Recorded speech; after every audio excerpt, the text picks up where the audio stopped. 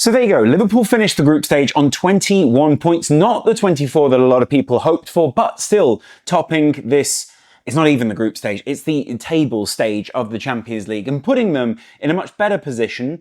You know, we get a reward for finishing top of that table. We get a reward of the bye in this kind of playoff round thing. Not that that's really a bye, but you get what I'm saying.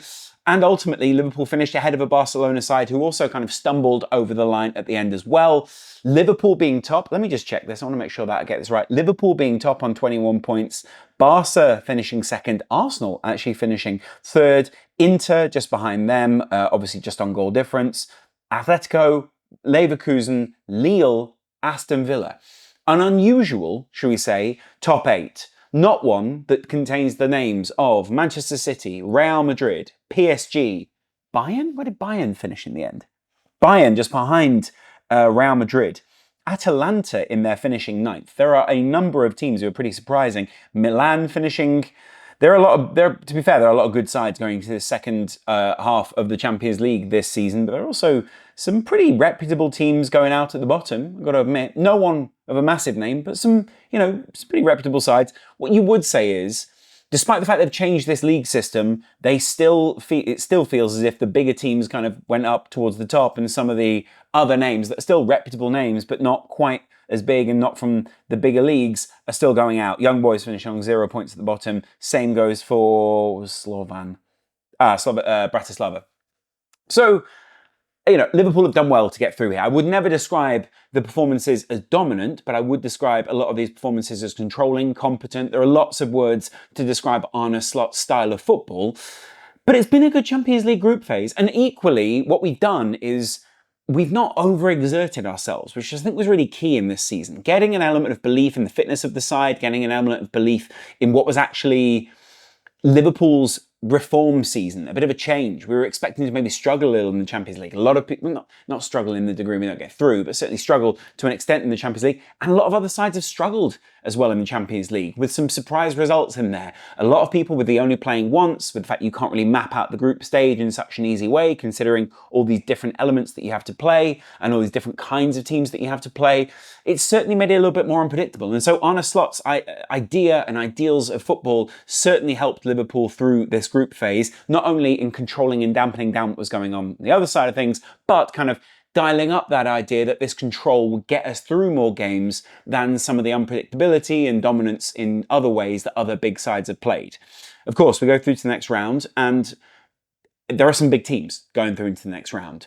You wouldn't describe any of the names that Liverpool play in this next round yet, considering there will be a draw, as insurmountable.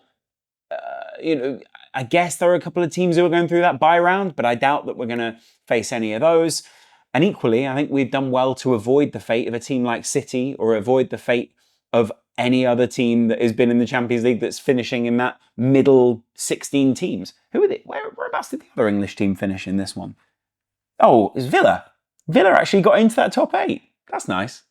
Anyway, how did our youth do this evening? I am actually relatively proud of the result. I'm relatively proud of what they did.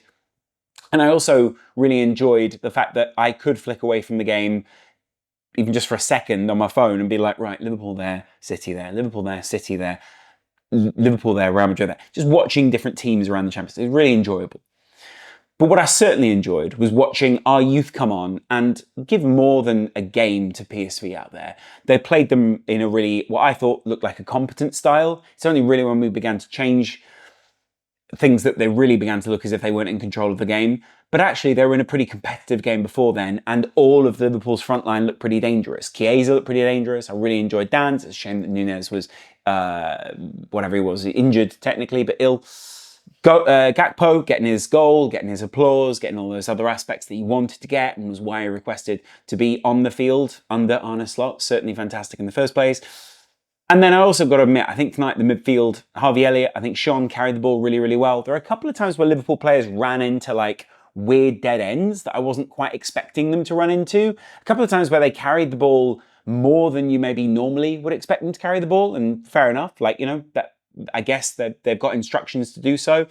But then at the same time, we played Endo deeper in that midfield. I'm just going to bring up my formation in the first place. We played Endo a little bit deeper in that midfield alongside a McConnell, and that's not exactly a controlling midfield for us. I think it's a lot more combative. I think it's certainly one that relies on the technicality of someone like Harvey Elliott a little bit further along, and having that sitting centre-back slash DM style, Wataru Endo, who can go in between Andy Robertson, again, not your classic centre-back, and Jarrell Quansah, who is looking to be one of Liverpool's classic centre-backs, certainly helped. Bradley, I thought, got on really well. I thought Tsimikas also got on really well.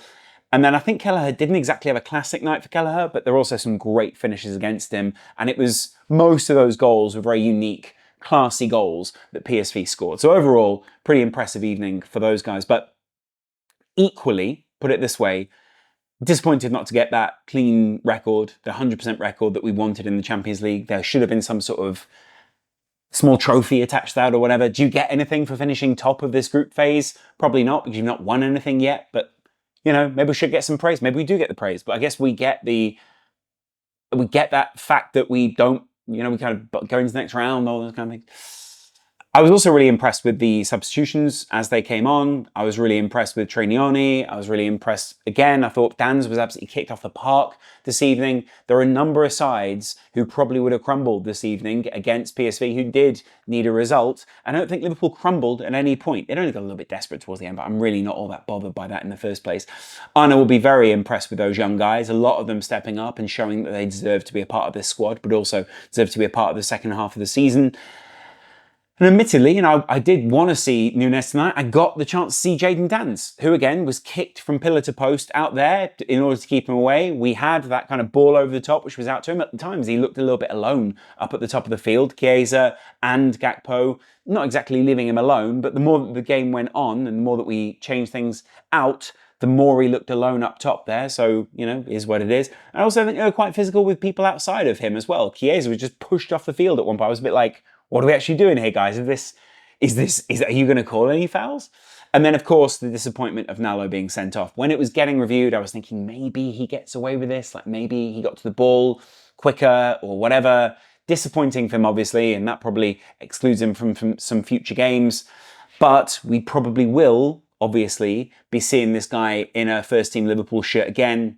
He's shown the leadership qualities, he's shown the personality qualities, he's shown all the qualities that a young player needs to get through at Liverpool, and Arne Slot clearly likes him. So I want to see more of him, and ultimately you back your guys. Like, he's one of our guys. I really like the look of him as a player anyway, and even just the way that he took the red card, the way that he kind of took it in such a classy manner, I quite enjoyed. So overall, not a bad night in the office for a loss, put it that way. I feel relatively good about our Champions League at the moment. I don't feel like we're the most dominant team. We're certainly the form team.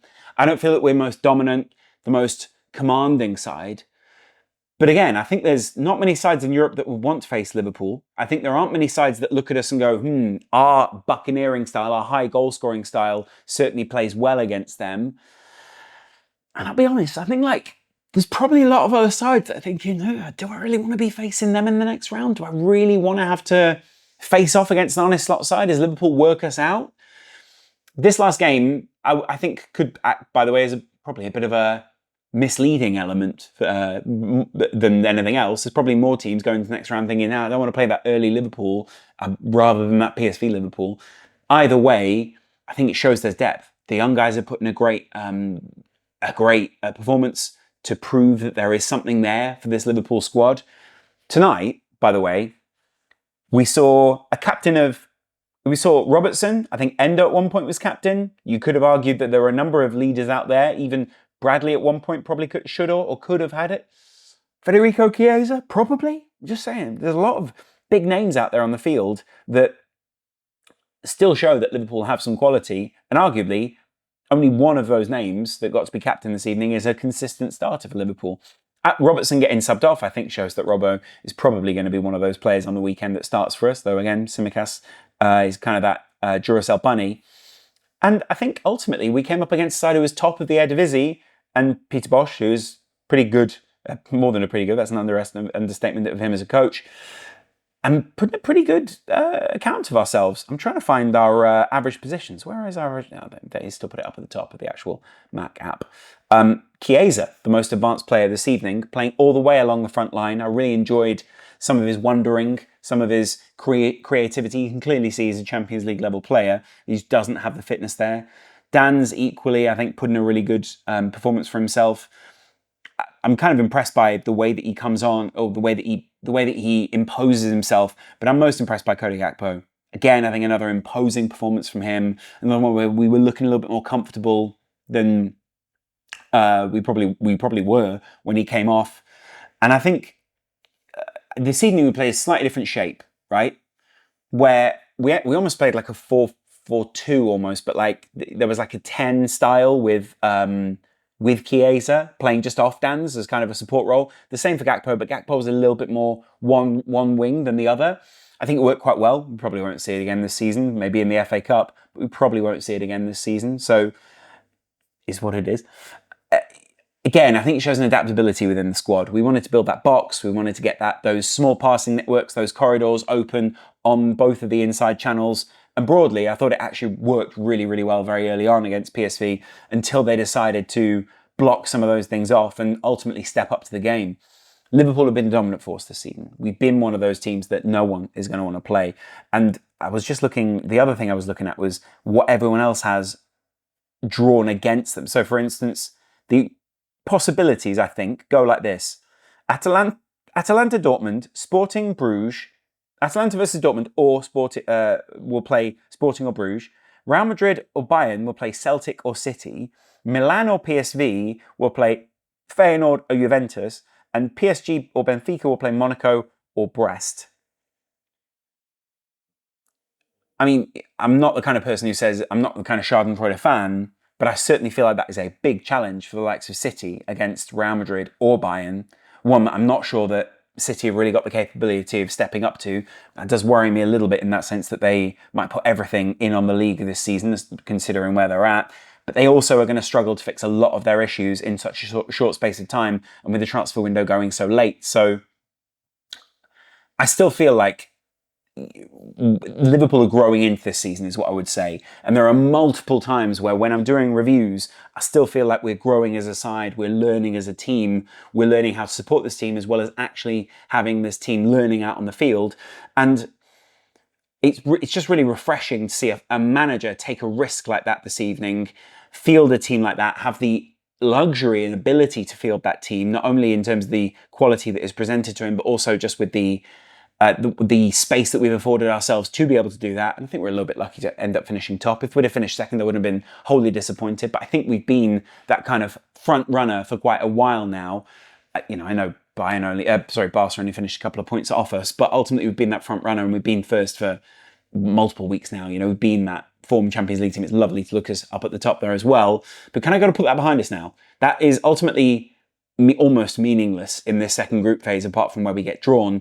And I think if anything, it makes us a scalp to get in this next round. So, it kind of worries me to an extent that there are going to be a lot of people looking at us and thinking they are gettable. It's not as if we've been completely unbeaten this season.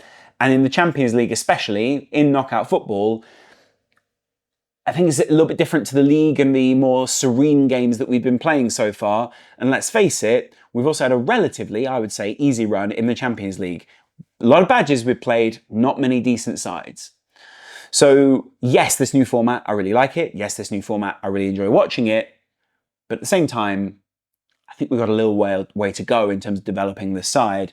And ultimately being a big word for me on this channel, we rested a lot of players this evening because we know there's quite a run in to come, not only in the league, but in the Champions League as well. And when we see that draw on Friday, I think everyone's going to be excited for whoever we get because we should be confident as a side right now. But we will not be playing that team. We will not be playing that youth side. There'll be borderline players in there. There'll be a couple of peripheral guys. Chiesa's probably in that squad. Elliott's probably in that squad. I'm really trying to think of other players who played this evening who would start in a Champions League team for us. Probably not many of them. Maybe Jadon Danzer's backup. I don't know. In the next round, maybe we bring in a couple of our other youth or rotate a couple of other youth in. I know there are a couple of names we were discussing in there as well, but that's more of a discussion for later. And I think overall it's just a big statement from Slot. The level of control, the level of adept management that we've seen so far, which maybe you could argue Jurgen Klopp would have exhibited at some point. Liverpool were run away in multiple competitions with Jurgen Klopp at times, but this was a different kind of runaway. This is a different era of runaway for Liverpool, and I'm really interested to know what you guys think. Man of the match? Do I select one? Who ultimately, rating-wise, who have I got? I thought Chiesa was good. I think I actually really enjoyed watching Harvey Elliott yet again this evening. Very watchable, but also very effective. Both those things, fantastic. I'm going to say Elliott, actually. Quite enjoyed him. Although I've got to admit, I think Endo goes massively underrated. A couple of given away passes this evening. You could clearly see they knew what our passing lanes were going to be and where we were going to put it. Again, is what it is. It's one of those training games. Kind of a nice pre-season little piece we can put together and see where we go from here. Liverpool have left a lot of guys at home. The shift is now towards Bournemouth. Big game on the weekend. Massive, and I mean like massive, because of the way the fixtures have fallen this season. And I'm really interested to know how you guys would approach that one. We've left a lot of guys at home. We've left a lot of guys to be fixated and ultimately focused on that Bournemouth game. I am really interested to see how this roll of the dice in essentially from Arne Slot plays out. Let me know what you guys think in the comments below, and I will chat to you later. Much love.